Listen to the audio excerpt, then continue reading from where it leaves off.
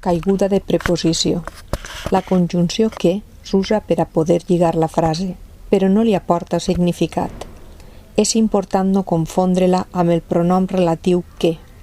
El pronom relatiu es pot reemplaçar per el qual o la qual, mentre que la conjunció no.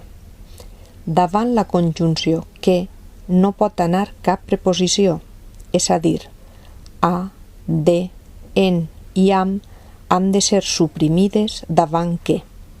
Si la frase ens sona una miqueta estranya, podem incloure davant que una construcció del tipus la cosa que, el fet que, etc.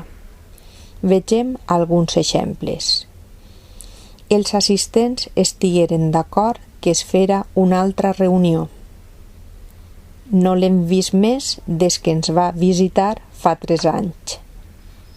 Vam quedar que jo passaria per ta casa avui de matí.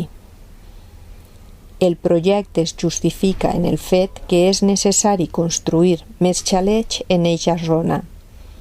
Per tant, recapitulem. Davant la conjunció que no és possible cap preposició. Si la solució sona una miqueta estranya, es pot posar una fórmula del tipus el fet, la cosa, etc.